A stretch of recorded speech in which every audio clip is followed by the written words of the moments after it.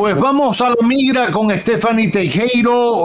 Tiempo de hablar de migración como hacemos cada jueves. Hoy Stephanie viene acompañada. Muy buenas tardes, Stephanie, bienvenida. Saludos, ¿cómo está, señor Cavada? ¿Cómo se siente? Un placer saludarla. Así es, aquí después de tanto tiempo. Usted creo que había dicho a la producción que no quería que yo estuviera en el segmento con usted. No, es al contrario. Yo he estado persiguiéndolo por aquí a usted. Pasa que a usted como que le gustó mucho Europa. Claro. Y lo conjuga con, lo importante es que lo conjuga con el trabajo. Y eso, para que eso está perfecto. Eso es triunfador siempre. Claro, maravilloso. Cuénteme del invitado que trae, tengo entendido que un joven abogado, para hablar de ciertas cosas en materia legal que pueden afectar a aquellos que hacen lo que no se debe hacer a la hora de emigrar. Así es. Aquí está Héctor Jan Espaillat, un gestor migratorio con vasta experiencia en el área, para que coordinemos y hablemos, lo más importante, las consecuencias de la gente que se fueron por la vuelta, que ya están llegando aquí, están llegando y están siendo deportados, y vamos a hablar cuáles son las consecuencias que van a tener esas personas, las consecuencias legales migratorias que van a tener ellos y cómo podrán volver a entrar a Estados Unidos una vez ya estén aquí en territorio dominicano. Héctor, bienvenido, un placer saludarlo. Un placer para mí, Cavada, un honor estar en tu programa. Stephanie, gracias por la invitación. Ya, recordemos un poquito para darle el contexto a las personas de qué se trató la vuelta por México y a la vez que descubrieron aquello, qué pasó con todas esas personas, no solo dominicanos, sino también latinoamericanos en general que utilizaban ese vínculo, ese puente, esa frontera terrestre entre Estados Unidos y México. Bueno, creo que no soy el único que se sorprende con este hecho, debido a que nunca se había visto en la historia un dominicano entrando a Estados Unidos por la frontera de México. Y esto vino producto del título 42 y la modificación que hizo el presidente Joe Biden. De alguna manera hubo una especie de flexibilidad que permitió que personas de otros países que no aplican, que no son elegibles para el tema del asilo, pudieran entrar a Estados Unidos, tener una entrevista con un oficial del CBP y posteriormente le dieran la oportunidad, por lo menos, de presentarse a una corte ante un juez. Bueno, el resultado de eso ya lo sabemos. Sabemos de por sí que no había manera legal para una persona poder recibir una green card o un estatus en los Estados Unidos debido a que entró sin inspección. La ley de inmigración y nacionalidad es muy estricta en este sentido. Solamente pueden tener un estatus las personas que entran de forma legal o aquellas que no entraron de forma legal pero que están bajo uno de los programas que tiene el gobierno, ya sea con un parol, víctimas de violencia, un asilo y lo demás. Pero este no es el caso de nuestro país. Nuestro país, no sé si sabías, Cavada, que ocupa la posición número 1 entre todos los países del mundo que inmigran a Estados Unidos.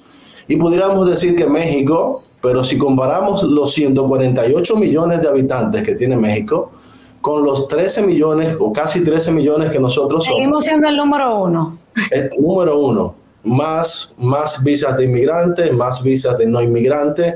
Hay una fascinación, no sé si recuerda una entrevista que se hizo en el periódico El Listín Diario hace unos 3, 4 años y decía que más del 50% de los dominicanos quieren vivir fuera de Dominicana, específicamente en los Estados Unidos. Bueno, de hecho, Héctor y Stephanie, hace solo unos días la Embajada de Estados Unidos en nuestro país y su sección consular hacían referencia a la cantidad de visas que habían emitido el pasado año de paseo y de inmigrantes, pero sobre todo de paseo, y que había roto todos los récords habido hoy por haber. No tenía el detalle de que éramos el país número uno emisor de personas viajando a Estados Unidos, o sea, de migrantes viajando a Estados Unidos, más que Cuba incluso, que además tiene una política muy particular después de varios procesos también de migración ilegal a través del canal del estrecho de la Florida. Se impuso en una ocasión un acuerdo migratorio que el tope eran 20,000 visas anuales, después eso se cambió y el mínimo eran las 20,000 visas anuales y de ahí hacia arriba. O sea, con todo y eso, seguimos siendo el primer país del área emisor a Estados Unidos. Correcto. A pesar de que México es el que ocupa la primera posición, hay un tema aquí de estadística ideológica.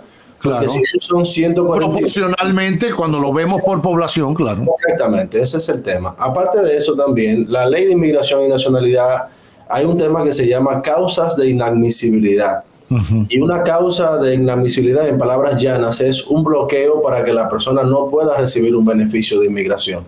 Todo el que entra de manera ilegal a Estados Unidos sin inspección no puede ajustar estatus, no puede recibir un beneficio. Lo que aplica en este sentido es que la persona debe pedir un perdón o un waiver, como el término correcto se llama, y esto va a implicar que la persona salga de los Estados Unidos a tener una entrevista en un consulado para luego que tiene la entrevista con el perdón en la mano, entonces reingresar con un documento legal que sería una visa de inmigrante. Es decir, que no hay formas de que una persona, un dominicano entrando por México, pueda obtener algún beneficio de inmigración. Yo creo que la... Sí, escúchame, Stephanie, para poner un poquito también en contexto y la gente sepa de un caso que conozco bastante. En el caso cubano, por ejemplo, existió hasta que concluyó el mandato de Barack Obama una ley que se llamaba Ley de Ajuste Cubano, que se había hecho precisamente pie seco, pie mojado, que le permitía a los cubanos, sobre pretexto de que venían de una dictadura, perseguidos políticos, perseguidos de Castro, todo eso, ninguno, bueno, la mayoría de los que emigraba como emigran los dominicanos, buscando el sueño americano, poner su negocio, vender en una bodega en Miami, ponerse un jean, comprar unos tenis, igualito a todo el mundo. Sin embargo, bajo ese pretexto, los congresistas cubanoamericanos que hacían un lobby, siguen haciéndolo, muy importante, en el Congreso de Estados Unidos, lograron colocar esa ley que data de muchísimo tiempo atrás, que le permitía a los cubanos, solo a los cubanos, llegar a territorio estadounidense por la vía que fuere, sobre todo marítima, y si ninguna autoridad te detenía. No, si la autoridad no te detenía en la playa, en Cayo Hueso o en una cosa, usted iba después y se presentaba y le facilitaban todo. Una residencia sin ningún una cosa expedita. Todo eso también se quitó, para que estemos claros. Hago la referencia para decir.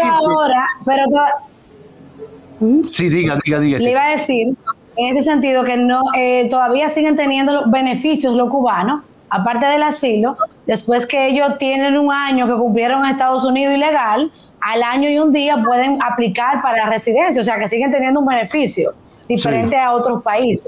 Pero tienen que estar ahí de manera ilegal, y esos son beneficios que no tienen los dominicanos ni incluso otros países latinoamericanos. En resumen, la vuelta no es por México. No lo es, ni por ningún lado. Ahora, una vez que entraron, Stephanie y Héctor, una vez que entraron todos esos dominicanos y latinoamericanos en general, pero para circunscribirnos a los dominicanos, entraron, y en ese proceso Stephanie decía al inicio, bueno, ya comenzaron a repatriarlo, ha pasado un tiempo.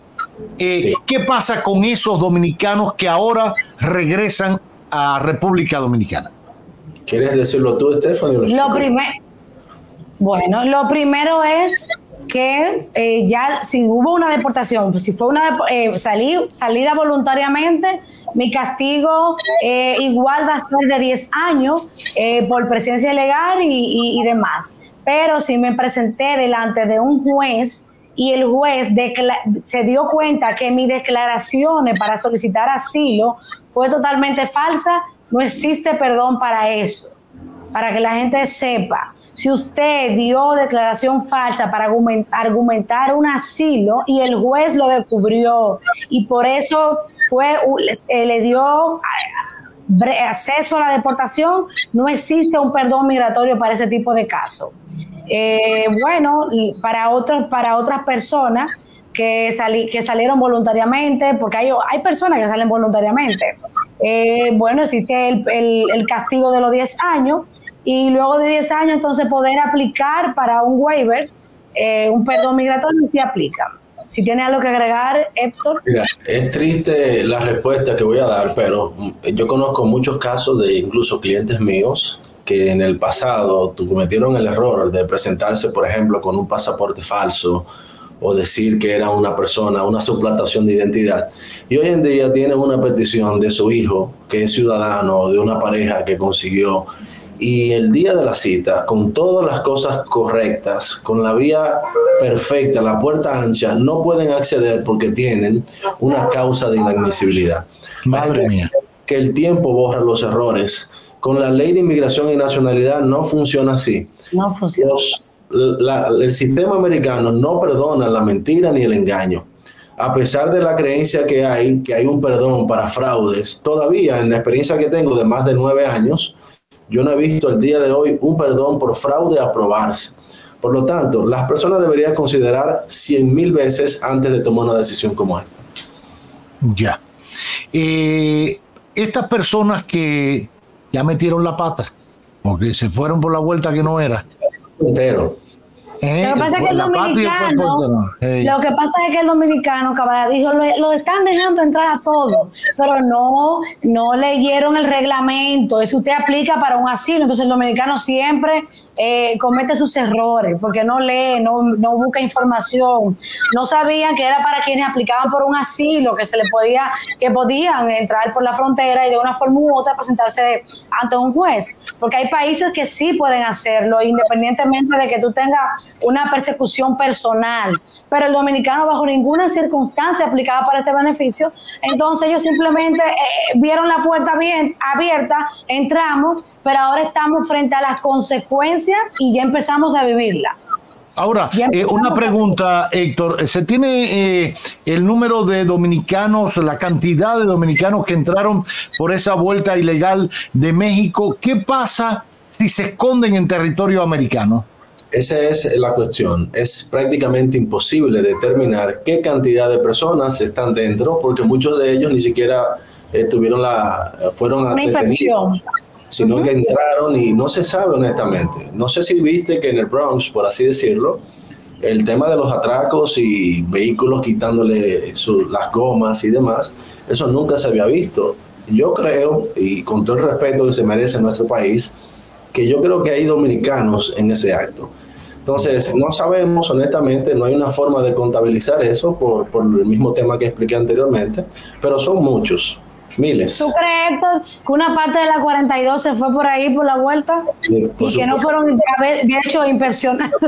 Y de hecho, no solamente de la 42, hay una banda en Venezuela muy famosa que está dando muchos estragos allá ahora en Miami. O sea, es un desorden. Ahora, se le fue de las manos eso.